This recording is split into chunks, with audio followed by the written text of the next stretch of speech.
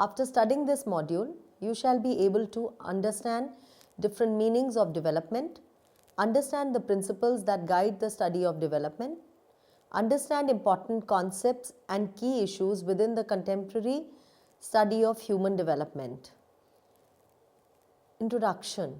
Lifespan developmental psychology is the field of psychology which involves the examination of both constancy and change in human behavior across the entire lifespan, that is, from conception to death.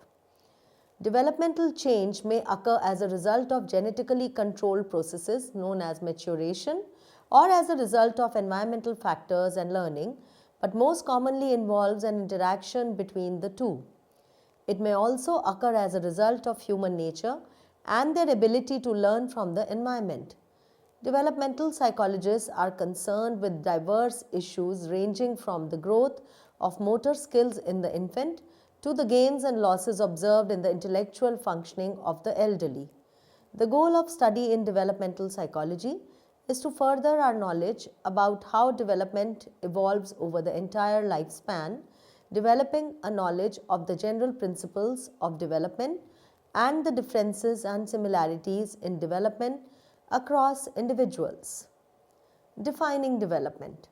The most commonly used definition refers to development as patterns of change over time which begin at conception and continue throughout the lifespan. The domains of development. The study of development is interdisciplinary. Development occurs in different domains.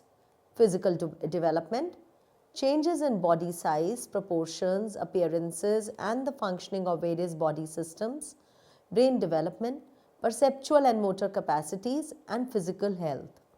Cognitive development, development of a wide variety of thought processes, intellectual abilities including attention, memory, academic and everyday knowledge, problem solving, imagination, creativity, and the unique human capacity to represent the world through language. Emotional and social development, development of emotional communication, self-understanding, ability to manage one's feelings, knowledge about other people, interpersonal skills, friendships, intimate relationships, and moral reasoning and behavior. While some developmental psychologists restrict the notion of development to changes which lead to qualitative reorganizations in the structure of a behavior, skill, or ability.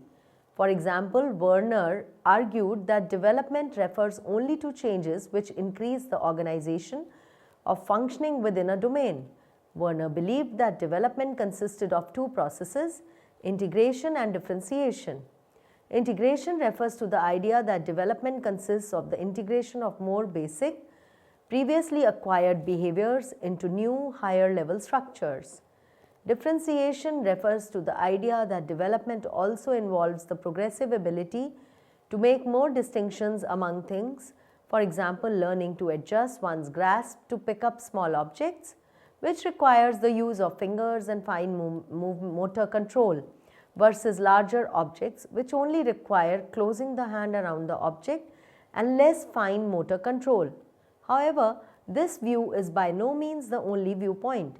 There are others who argue that anything which evidences change over time is relevant to the study of development. Principles of life development. Balls outlined a set of principles for study of human development within a lifespan frame. He contends that these principles or family of beliefs, as he calls them, specify a lucid view of the nature of development. Lifespan approach is the application of these beliefs. Following are the principles given by Balls. First, development is lifelong. This belief has two separate aspects. First, the potential for development extends across the entire lifespan. There is no assumption that the life course must reach a plateau or decline during adulthood and old age. Second, development may involve processes which are not present at birth but emerge throughout the lifespan. Development is also multidimensional. Multidimensionality refers to the fact that development cannot be described by a single criterion such as increases or decreases in behavior. The principle of multidirectionality maintains that there is no single normal path that development must or should take. In other words, healthy developmental outcomes are achieved in a wide variety of ways. Development is multidirectional. It is often comprised of multiple abilities which take different directions, showing different types of change or constancy. Development is the belief that development involves both gains and losses. According to Balls, any developmental process involves aspects of growth and decline. For example, formal schooling increases a child's knowledge base and develops their cognitive abilities, but also restricts their creativity as they learn to follow rules defined by others. These two aspects of growth and decline need not occur in equal strength, and moreover, the balance between gains and losses can change with time. Development is plastic. Plasticity refers to the within person variability which is possible for a particular behavior or development. For example, infants who have a hemisphere of the brain removed shortly after birth as a treatment for epilepsy, for example, can recover the functions associated with that hemisphere as the brain reorganizes itself and the remaining hemisphere takes over those functions. A key part of the research agenda in developmental psychology is to understand the nature and limits of plasticity in various domains of functioning. Development is also situated in context and in history. Development varies across the different contexts in which we live our lives. For example, social and rural environments are associated with different sets of factors which have the potential to impact on development. Understanding how development differs for individuals within these two settings requires an understanding of the different contexts. Development is also historically situated. That is, the historical time period in which we grow up affects our development. Developmental psychology is multidisciplinary. That is, the sources of age-related changes do not lie within the province of any one discipline. For example, psychological methodologies may not be appropriate for understanding factors that are sociological in nature. Rather, an understanding of human development will be achieved only by research conducted from the perspective of disciplines such as sociology, linguistics, anthropology, and computer science. Themes and issues. A number of major themes have emerged in the study of development, which are recurrent across the various domains of study. One is continuity and discontinuity. An important question which continually confronts the researcher in the study of child development is how to best characterize the nature of developmental change. There are two contrasting positions on developmental change. According to those who hold to the first position, development is best viewed as a continuous process.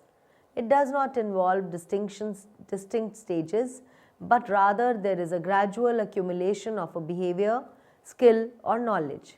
On this model, development proceeds in a smooth and orderly fashion, with each change building on previous abilities. In contrast, those who hold to the second view would suggest that developmental change is best characterized as discontinuous in nature. These theories suggest that behaviors or skills often change qualitatively across time and that new organizations of behaviors, skills, or knowledge emerge in a rather abrupt or discrete fashion. Central to the discontinuous views of development is the idea that development involves discrete stages. An individual must accomplish one task at every stage before progressing to the next stage. The movement to a new stage of development means that a qualitative reorganization of previous knowledge or behavior has taken place. For example, Piaget believed that between 7 to 11 years, children's thinking could be described as concrete in that it is closely tied to the nature of the objects with which they interact. In contrast, during adolescence, thinking becomes more abstract. It is less bound to particular objects and takes into account the possible or hypothetical. It could be clear that these two positions of development viewed as a continuous process or as a discontinuous process, describe development in quite different ways, ways that on the surface are seemingly difficult to reconcile with one another. Siegler has argued that whether a particular aspect of development appears to be continuous or discontinuous in nature depends largely on how we choose to examine development. When we examine the change in a given behavior at large intervals, for example yearly, or in different age groups such as 4-year-olds and 8-year-olds, development will tend to look very discontinuous or stage-like. If we plotted the level of development of some skill over time, the developmental function might look like a staircase with periods of little change followed by abrupt shifts in the level of performance. In contrast, if we were to examine the behavior more closely at smaller intervals, we might find that development took on a much more continuous character. That is, increases in the level of performance would be seen to occur gradually with no abrupt shifts. We would also find that there is a great variability in the methods or strategies that children use to solve problems. Siegler's own work on children's learning in the domain of mathematics shows that children often use a variety of strategies in their attempts to learn how to add together two numbers. Because learning to decide which strategies work best takes some time, the shifts between the use of different strategies is a gradual process. If we plotted the development of strategy used for addition problems, Siegler claims we would obtain a picture quite different from the staircase model just described. Instead, we would see that he calls overlapping waves of development. The waves occur as the variability in strategy use gradually peaks and declines, while the overlap between the waves reflects the fact that children use multiple strategies at the same time. Sternberg and Ogakaki have suggested that attempt to characterize development as uniformly continuous or discontinuous has the appearance of an unanswerable question being based on a false presumption.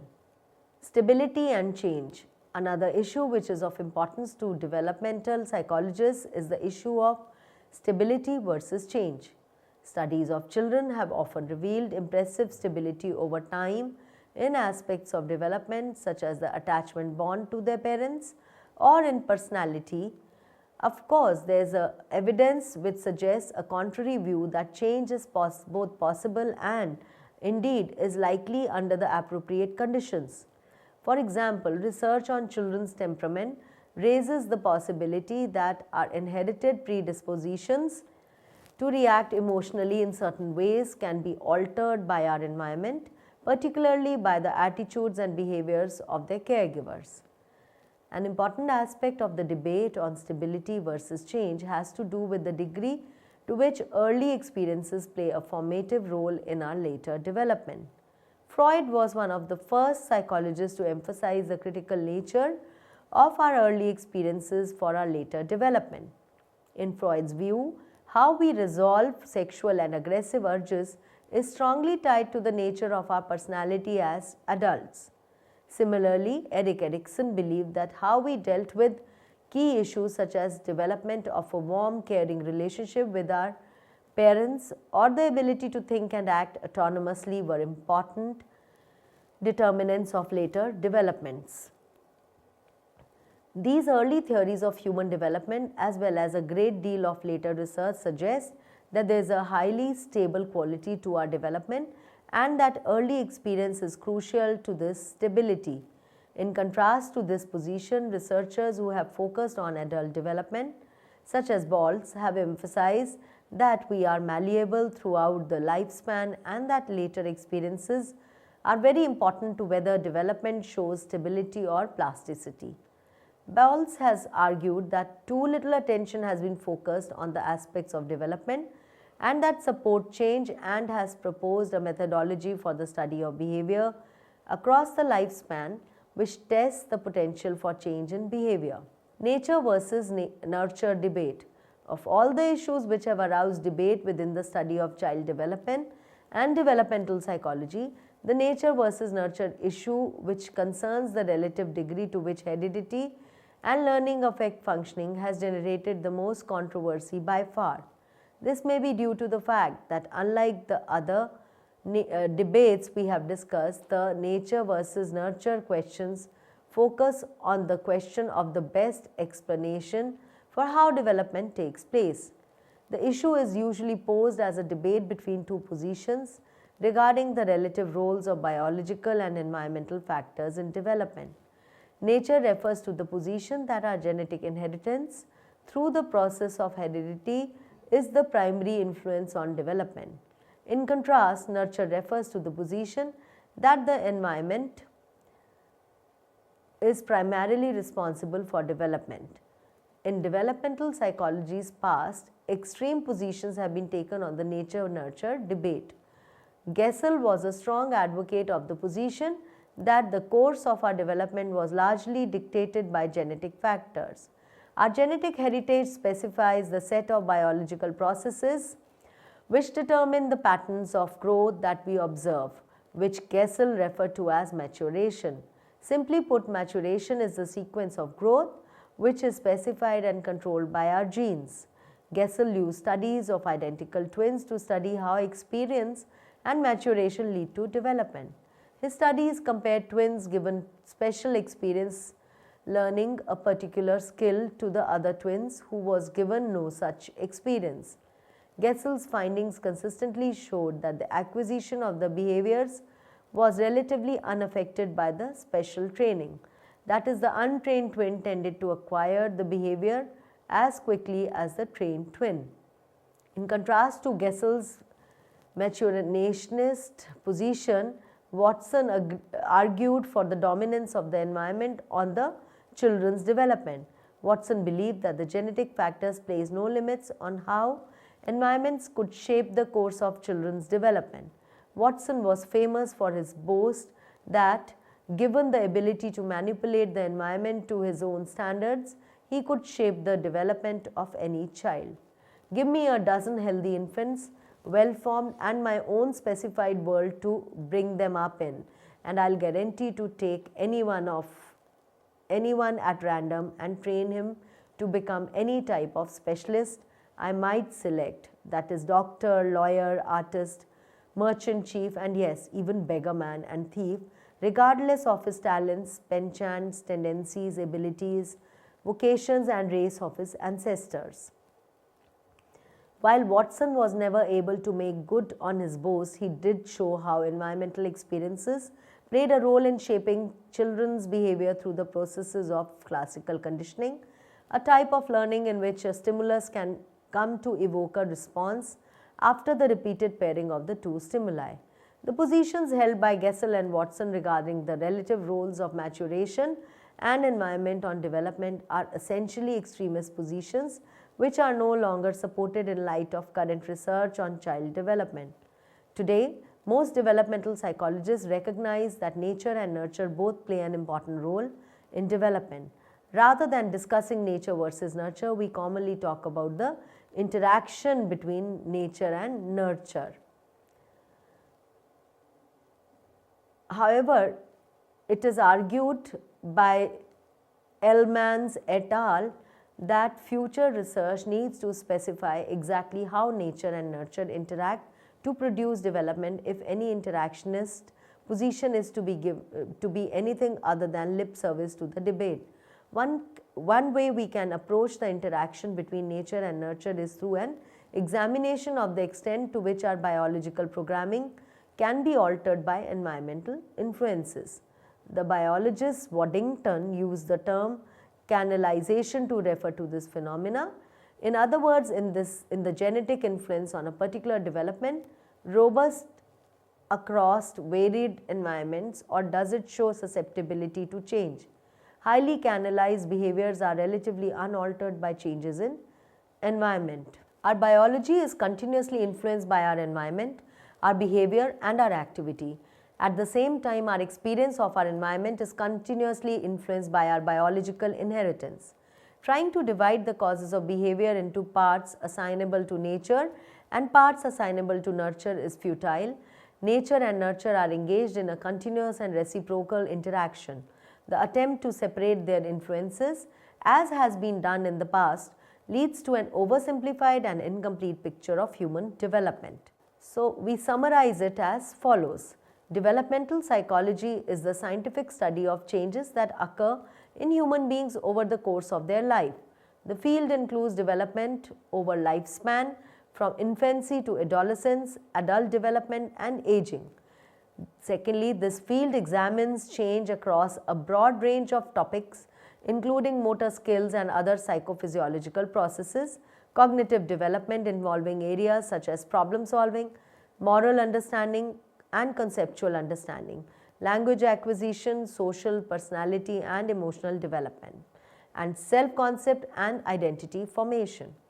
Developmental psychology examines issues such as the extent of development through gradual accumulation of knowledge versus stage-like development, and the extent to which children are born with innate mental structures versus learning through experience. Many researchers are interested in the interaction between personal characteristics, the individual's behavior, and environmental factors, including social context and their impact on development. Others take a more narrowly focused approach. The various theoretical perspectives on human development are: 1. Psychoanalytical theories, which include Freud's psychosexual stages of development, Erikson's psychosocial theory. 2. Cognitive theory, which includes Piaget's theory of cognitive development. 3. Sociocultural theory, which includes Vygotsky's sociocultural theory. 4. Contextual theory, which includes Bronfenbrenner's ecological theory of development.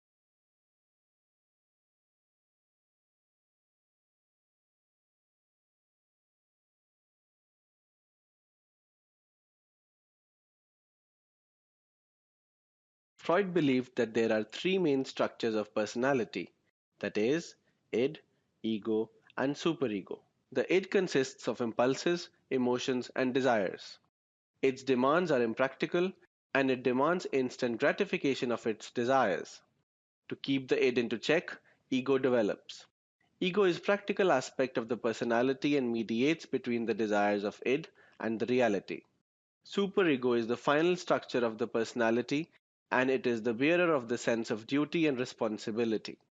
Ego and superego develop as the individual progresses through psychosexual stages of development.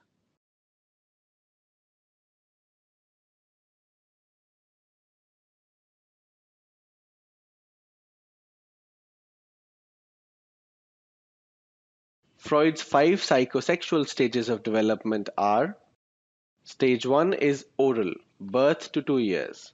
In this stage, infants achieve gratification through oral activities such as feeding, thumb sucking, and babbling. Stage 2 is anal, 2 to 3 years. In this stage, child learns to respond to some of the demands of the society such as bowel and bladder control. Stage 3 is phallic, 3 to 7 years. In this stage, the child learns to realize the difference between males and females and become aware of his sexuality. Stage 4 is latency, 7 to 11 years. In this stage, the child continues his or her development, but sexual urges are relatively quiet. Stage 5 is genital, 11 to adult. In this stage, the growing adolescent shakes off old discrepancies and learns to deal maturely with the opposite sex. Freud's five psychosexual stages of development are: Stage 1 is oral, birth to 2 years. In this stage, Erikson emphasized that development happens throughout lifespan. He highlighted stages of development of healthy personality. Children's personalities develop in response to their social environment. The same is true of their skills for social interaction. Erikson proposes 8 stages of development. Each stage is characterized by a social conflict. Social and personal resolution of the conflict is mandatory to ascend to the next stage.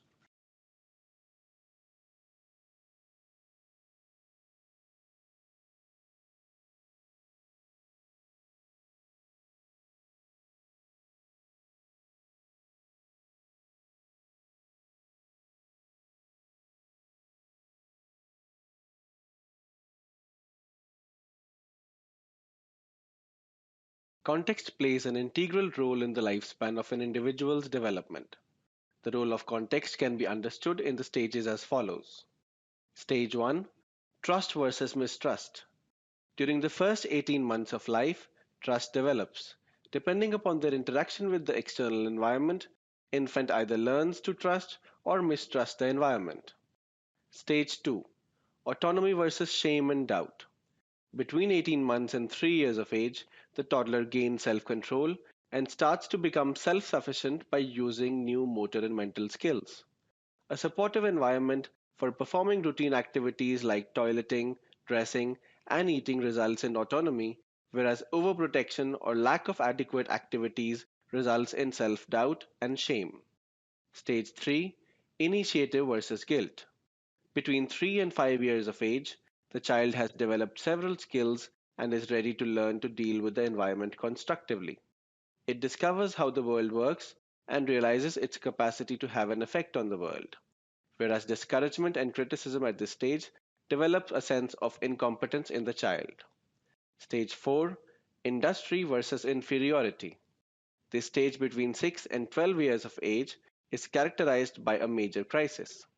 Realistic expectation and goals at this stage leads to an enriched sense of self, whereas criticism, discouragement, or unrealistic expectation leads to the feeling of incompetence and insecurity.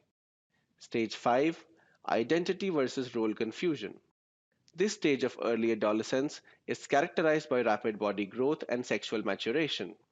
Peer acceptance takes central space during this stage, and frequent conflicts arise due to inconsistent opinions of peers and society. Stage 6: Intimacy versus isolation.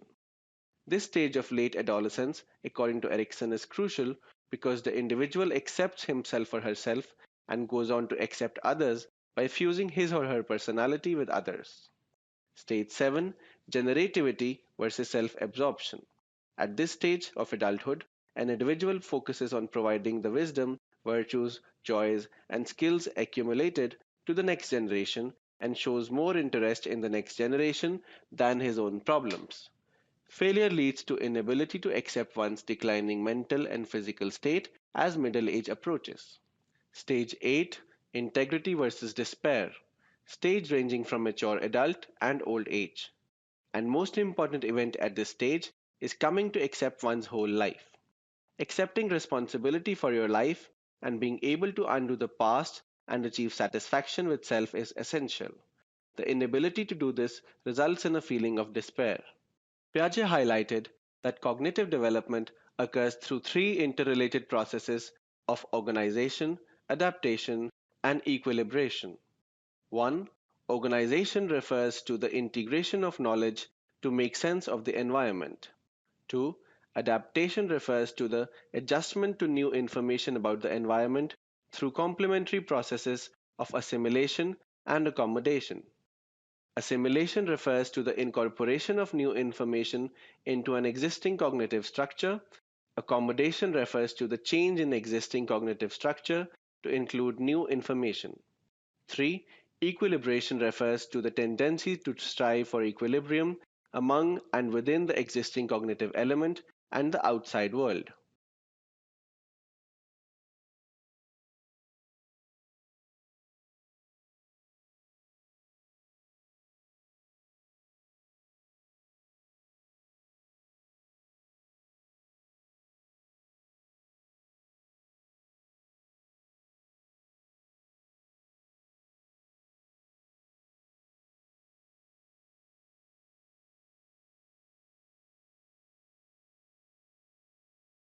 According to Piaget's theory of cognitive development, development occurs through following stages. 1. Sensory motor stage. The child begins to interact with the environment. 2. Pre-operational stage. The child begins to represent the world symbolically. 3. Concrete operational stage. The child learns rules such as conservation. 4. Formal operational stage. The adolescent can transcend the concrete situation and think about the future.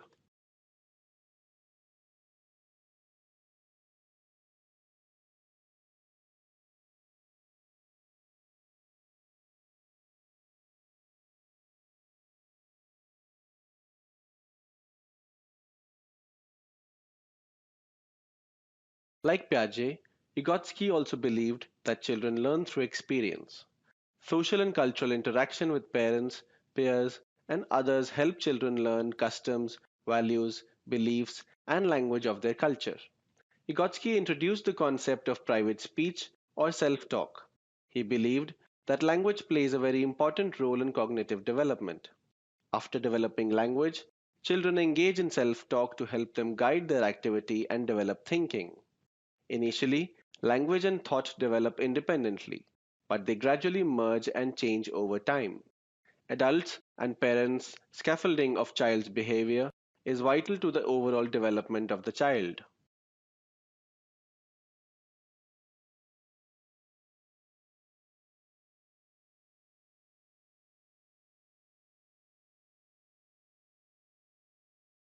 Yuri Bronfenbrenner, 1979, defined the ecology of human development as the scientific study of the progressive mutual accommodation between an active, growing human being and the changing properties of the immediate settings in which the developing person lives, as this process is affected by relations between those settings and by the larger contexts in which the settings are embedded.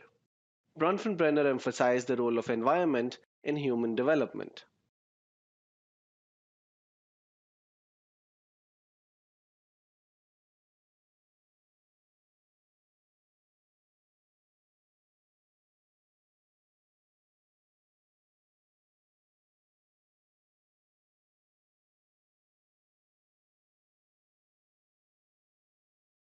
Various environmental contexts illustrated by Bronfenbrenner are microsystem, one's family, school, neighborhood, and peers; the mesosystem, interaction among various microsystems; the exosystem, social settings in which the individual does not play an active role but is affected by its decisions; the macrosystem, the culture in which one exists; and the chronosystem, the socio historical events of one's lifetime.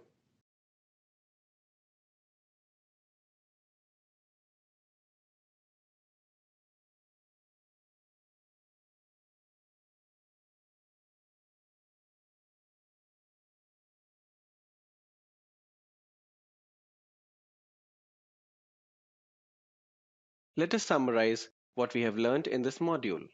Psychoanalytical perspective of human development asserts 1. Freud's psychosexual stages of development. Freud believed that there are three main structures to personality: id, ego, and the superego. 2. Erikson's psychosocial theory. He emphasized that development happens throughout the lifespan. He highlighted 8 stages of development of healthy personality. 3.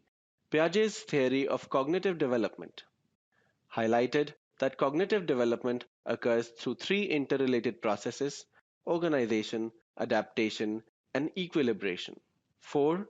According to Vygotsky's sociocultural theory, children learn through experience. He introduced the concept of private speech or self talk. He believed that language plays a very important role in cognitive development. 5. Bronfenbrenner's ecological theory of development defined the ecology of human development. It offers newer perspectives on development and is particularly relevant to the study of motor behavior.